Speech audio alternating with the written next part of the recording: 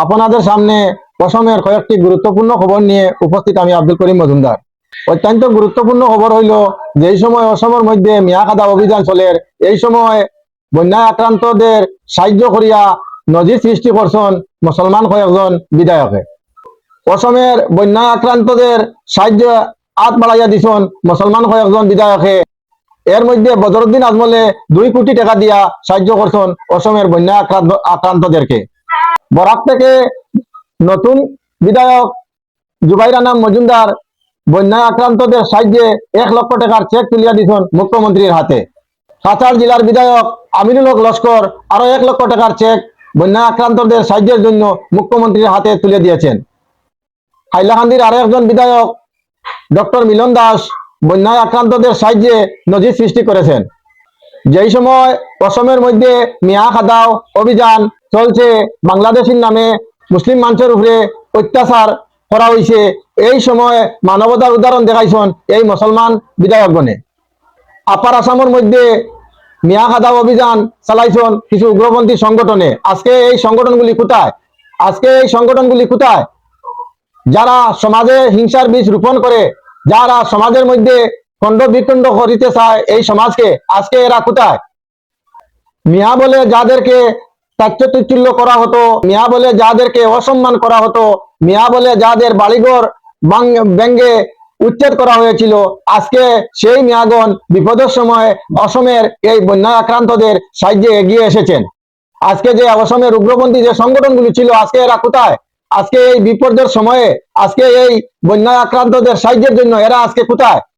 বদরুদ্দিন আজমল তার ব্যক্তিগত তহবিল থাকিয়া 2 কোটি টাকা দিয়া এই অসমের বন্যা আক্রান্ত মানুষের সাহায্য করছেন। আরো মেডিকেল টিম আরো অনেক কিছু দিয়া এই বন্যা আক্রান্তদের সাহায্যে জাফাইয়া করছেন। যে বদরুদ্দিন আজমলকে এই উগ্রপন্থী সংগঠনে এক সময় কইছেন যে বদরুদ্দিন আজমলকে ঢুকতে দেওয়া হইতো না আসামের মধ্যে, আজকে এই বদরুদ্দিন আজমল এই মানুষগুলোকে জান প্রাণ দিয়ে চেষ্টা করা তারা সাহায্য সহযোগিতা করার জন্য। আজকে কোন জাতপাত হিন্দু মুসলিম না দেখিয়া বদরুদ্দিন আজমলে লক্ষ লক্ষ টাকা আজকে সাহায্য করা এই অসমিয়া মানুষের এই দুর্দিনে। অসমের মুখ্যমন্ত্রী হিমন্ত বিশ্ব শর্মা, আপনি অসমের মুখ্যমন্ত্রী, আপনি আপনার ব্যক্তিগত তহবিল থেকে কত টাকা দিয়েছেন? আপনি সাহায্য করিতেছেন সরকারি পয়সা দিয়ে, আপনি ইচ্ছা করলে 10 কোটি টাকা দিয়ে সাহায্য করতে পারবেন। আপনি কত টাকা দিয়েছেন আপনার ব্যক্তিগত তহবিল থেকে? আপনিও কোনো এক সময় মিয়া বলে অনেক তাচ্ছিল্য করেছিলেন, আজকে এই মিয়াগণ আপনার হাতে টাকা তুলে দিচ্ছেন এই বন্যা আক্রান্তদের। যে মানুষদিগকে এক সময় মিয়া বলে তাচ্ছিল্য করেছিলেন, যে মিয়া বলে যাদের ঘর বাড়ি ভেঙ্গে উচ্ছেদ করেছিলেন, আজকে সেই মিয়াগণ আপনার হাতে এই বন্যা আক্রান্তদের সাহায্যের জন্য চেক তুলে দিচ্ছেন। অসম বিধানসভায় বর্তমান সরকারের 102 জন বিধায়ক আছেন। বর্তমানে এই বিধায়কগণের লক্ষ লক্ষ কোটি টাকার সম্পত্তি আছে। এরা যদি চাইতো, এরা 1 কোটি করে যদি সাহায্য করতো এই বন্যা আক্রান্তদের, অনেক সাহায্য অনেক সহযোগিতা এরা সাহায্য পাইতো। আজকে এই সরকারের এমএলএ গণে আপনাদের ব্যক্তিগত তহবিল থেকে কত টাকা দিয়ে সাহায্য করছো? আপনারা চাইলে তো 2 কোটি টাকা 1 কোটি টাকা দিয়ে আপনারা সাহায্য করতে পারবা। আপনারা সম্পত্তির ফার গলিছেন, কিন্তু আপনারা কত টাকা দিয়ে সাহায্য করছেন? এই যে অসমের যে পরিস্থিতি হয়েছে, এটা একটা উদাহরণ দেওয়া হয়েছে। আজকে দেখানো হয়েছে যে মানবতা কাকে বলে। বিপদের সময় মানুষকে সাহায্য করা, কে হিন্দু কে মুসলমান সেটা দেখার সময় নয়, সব মানুষকে সাহায্য করা এটাই মানব জাতির ধর্ম। অসমের উগ্রপন্থী যে সংগঠনগুলি, এই সংগঠনগুলিকে আমার অনুরোধ, আপনারা আগামী দিনও আর কোনোদিন হিন্দু মুসলমান ভাগাভাগি করার চেষ্টা করবা না। হিন্দু বুদ্ধ মুসলিম খ্রিস্টান আমরা কোনো জাতপাত দেখিয়া আমরা এখানে থাকতে চাই না।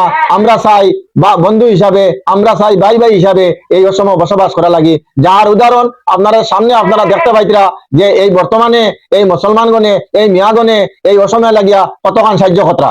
আমাদের বরাকবেলির বিধায়কগণে গিয়া আজকে আপার আসামের মধ্যে এই বন্যায় আক্রান্তদের সাহায্য করা।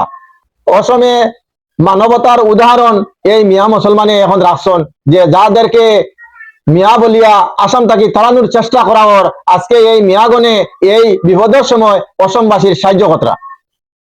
এই কথাগুলা আপনারা লাইক কমেন্ট শেয়ার করবা, যাতে অসমের সব মানুষে দেখতে পায়।